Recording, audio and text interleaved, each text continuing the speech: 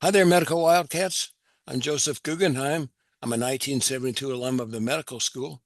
And this month, my topic is Chicago's Maxwell Street. Maxwell Street is the name given to this neighborhood. It's a very small neighborhood with no definite borders, but it's got a rich history. Usually, the center of it is considered where Halsted, which is the north-south street with the green arrow, intersects with Maxwell Street, the east-west street with the red arrows. And you can see just to the east side of this uh, is the Dan Ryan Freeway, Dan Ryan Expressway. Many of you may be acquainted with this neighborhood after having done a OB rotation at the Chicago Maternity Center on Newberry Street. This started off as the Chicago Lying-In Hospital in 1895 and then became the Chicago Maternity Center. In this map on the right, the maternity center is at the red uh, uh, marker at the lower part of the screen, and the intersection of Halsted and Maxwell, the epicenter of the neighborhood, is at the red arrow. David Kearns, who was a 68 alum of our medical school, wrote a novel based on his experience at the hospital. It's a very good book. I would highly recommend reading it. Maxwell Street was named for Dr. Philip Maxwell, who was a U.S. Army surgeon, city physician, state legislator, and treasurer for the state of Illinois.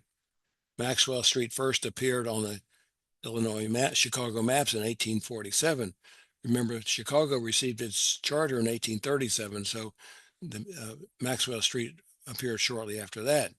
It is considered one of the city's oldest residential neighborhoods. The earliest housing was built by and for Irish immigrants who came to Chicago to build the first railroads.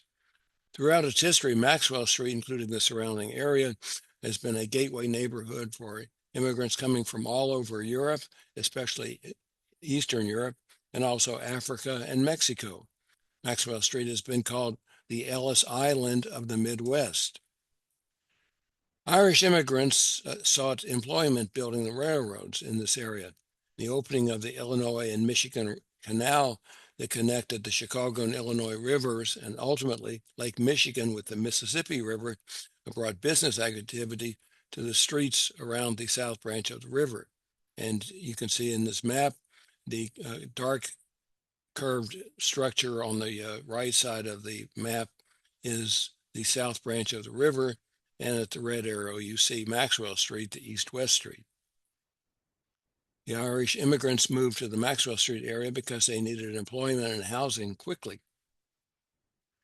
In the late 19th century, immigrants came from other European countries to settle in the neighborhood, and the first permanent Jewish settlement was built in 1831. Most prominent of the European immigrants were the Jewish immigrants, especially those that were trying to escape persecution in Tsarist Russia and Eastern Europe. In order to make a living, this neighborhood was considered the door to assimilation. The Great Fire began close to this neighborhood in 1871. In this map on the right, the fire began at the lower left-hand corner, the purple structure, and you can see by the arrows of the spread of the fire moved northerly and easterly. So the Maxwell Street area just barely escaped burning, and it was spared as the fire spread north and east. And because this area was spared, it became heavily populated after the fire. Beginning in the late 1880s, Eastern European Jewish residents became the dominant ethnic group in the neighborhood, and they remained the predominant residents until the late 1920s. This was the era of the pushcart market.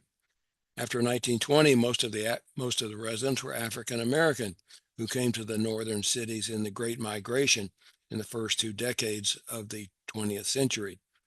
But most of the businesses continued to be Jewish owned. There were other important structures in the area, including Hull House. This was co-founded in 1889 by Jane Addams and Ellen Gates Starr. It served to assimilate the European immigrants, to teach them the recreation and social gatherings and educational needs for living in a new area, living in a new neighborhood in Chicago. The building was originally at 800 South Halsted, so it was a little north of the Maxwell Street area, and you can see a picture of the original building, the black and white picture on the right. The buildings were demolished in the mid-1960s to accommodate the construction of the University of Illinois Chicago. More about this later. And you can see at the red arrow in the lower picture on the map, this was the location of Hull House, a little north of the Maxwell Street area. In 1910, Mexican immigrants were fleeing the Mexican Revolution, and they came northward to fill the labor shortage. It was estimated that 50,000 people lived in this area in 1910. In the 1980s and 1990s, the neighborhood became prominently Mexican American. Most of the Jewish merchant families had moved to the suburbs, especially the Lawndale area.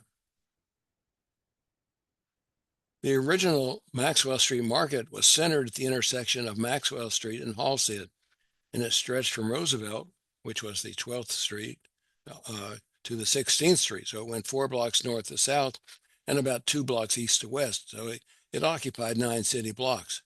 It was an open-air market of push carts and wagons. At first, it sold primarily food, produce, fruits, and vegetables, and later meats. It was established in the late 19th century as an impromptu market by the newly arrived Jewish immigrants. At first, it was a Sunday-only affair because the Jewish markets were closed on Saturday because of the Jewish Sabbath, but they open on Sunday. It was officially recognized by the city in 1912. It was an economic boom for enterprising people who were seeking to get ahead. And you could buy just about anything there. Perhaps it was a predecessor to Amazon.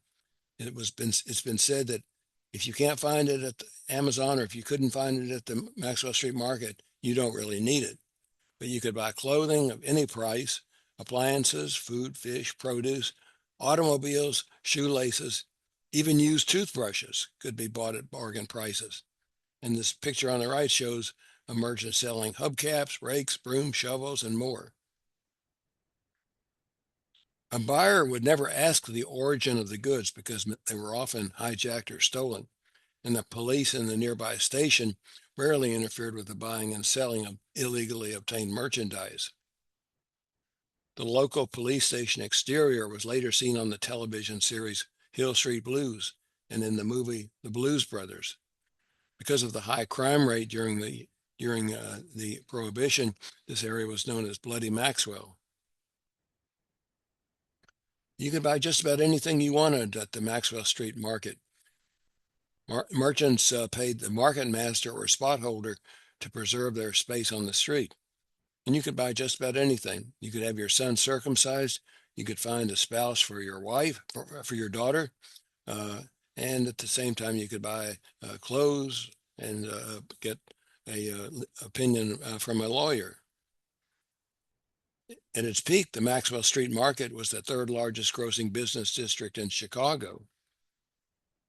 Imports from Asia and Mexico were available for retail sales by the wholesalers at a reduced price compared to the American-made merchandise. And because of the lower overhead and lower labor costs, goods could be sold at lower prices and or higher profits compared to standalone traditional retail stores.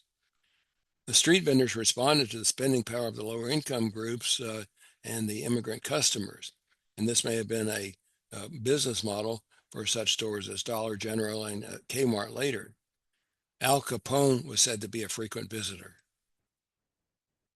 There were pullers in the area. Pullers were people who would physically take the arm of a passerby and attempt to direct them inside the shop to convince them of a bargain they just could not possibly pass up. Perhaps the most well-recognized was Ron Pipel. He worked as a puller on Maxwell Street, selling products for his father's Chicago factory. And you can see on the right, he's selling many products. In the 1950s, Pompeo became famous for his television commercials for Showtime rotisseries and his catchy phrases like, "Set it and forget it," and "But wait, there's more." Dan Aykroyd's parody of Popeye's Vegematic commercials made him a star on Saturday Night Live when he was showing a ordinary food processor and called it the Bassomatic. He said you would never have to scale, cut, or gut the fish again. The area was also the birthplace of what has been called Chicago-style blues. Many musicians moved from the South due to the economic conditions in the 1930s and 40s, and they brought their music with them. Some of the famous ones included Bo Diddley, Howlin' Wolf, and Big Bill Boozy. Jimmy Davis, shown on the right, performed here for more than 40 years, and perhaps the most noted of these musicians was Louis Armstrong. The area that were predominantly African Americans, especially after World War II, became famous for the street musicians. These musicians played mostly blues, but also gospel and other styles. The Chicago style blues was characterized by electric instruments instead of the acoustic instruments of previous styles, and became known as the electric urban blues. And you can see on the right some of the famous artists: Muddy Waters, Minnie Riperton, who was said to have a range of 5 octaves, and her upper register would make the dogs howl, and Howlin' Wolf. The newly evolved instruments used electrical amplification in order to be heard over the noise of the crowd. And the sound eventually evolved into rock and roll. Buyers were lured by the music in the area. The Jewish merchants were very happy to allow musicians to plug their extension cords into the vending areas in order to attract attention for potential buyers. And in the picture on the right, you can see a couple of guitarists setting up with their amplifier. But the area began to shrink for several reasons. In 1926, the city began to straighten the Chicago River. And you can see the river in this wiggly area running vertically in the picture with sort of a D shape. And then the crosshatched area, the city straightened this bend in the river in the lower third of this picture and set up railroad tracks there. So the Maxwell Street area was then pushed further west. And this is a aerial photograph, and you can see the D-shaped area is now filled with railroad tracks instead of residences or businesses. And there are railroad tracks on the other side of the south branch of the river also. So the area has been made smaller by straightening the river. Another thing that made the river smaller was the University of Illinois Chicago. With the aid of the GI Bill, many World War II veterans were suddenly allowed to go to college free, and they enrolled at the University of Illinois Chicago campus at Navy Pier. But the facilities there were quickly overwhelmed. So the new site for a UIC was the Halstead-Harrison area. This site was selected in 1985 by Mayor Richard J. Daley. And the picture shows veterans lining up at Navy Pier to enroll to try to get their free education and diploma. Daley's selected site at Harrison and Halstead displaced 14,000 residents and 800 businesses. The selection was unpopular with the locals who had been promised low-cost housing in this area. The protests were led primarily by African Americans and Mexican American residents. This is a picture of Daley, Mayor Daley, confronting the pickets. The picket carriers don't look very unhappy to me, but this was the only picture I could find of the confrontation between the protesters and Daley. The Dan Ryan Expressway also made the area smaller. In 1957, the Dan Ryan Expressway began, and it cut the area in two. The 1960 Democratic landslide election that elected JFK as president it was allowed the government to give Mayor Daley the backing he needed to acquire the site and finance the project. In 1966, the construction of the Dan Ryan Expressway further pushed the Maxwell Street area west toward Union Street. UIC had very little interest in preserving local businesses, and they began to slowly but surely buy up land in the Maxwell Street area. They never formally announced their plans in the 1980s, but rumors spread that the UIC was spreading. So the residents moved out, abandoned their homes, and this caused a vicious cycle of falling real estate prices and abandonment of homes. The local residents tried to get the area listed on the National Register of Historic Places, but they were opposed by Mayor Daley and the university, and attempts to reclassify the area uh, as a National Register of Historic Place failed because the area was classified as blighted and a slum. In 1990, UIC began to expand south to Roosevelt Road. So they were taking the northern area of the Maxwell Street neighborhood. The subsidized housing development chopped off Maxwell Street's western end. By 1994, the market was moved by the city of Chicago to accommodate the expansion of UIC, moving it east to Canal Street, and it was renamed the new Maxwell Street Market. In 2008, the market moved to the intersection of Roosevelt and Des Plaines Avenue, moving a little further north and west. Market Street has been revived by the city, and in 2024, the city moved the marketplace back to the original location centered at Halstead and Maxwell. It's now open only one Sunday a month during the warm months from May to October. And it's a place where you can go and stroll for a Sunday afternoon and enjoy food, music, shopping, and cultural programs. Unlike the original Maxwell Street Market, but it has been revived for commerce. Well, let's get together again virtually next month. In the meantime, stay warm, stay healthy, stay connected, and look forward to our virtual meeting next month.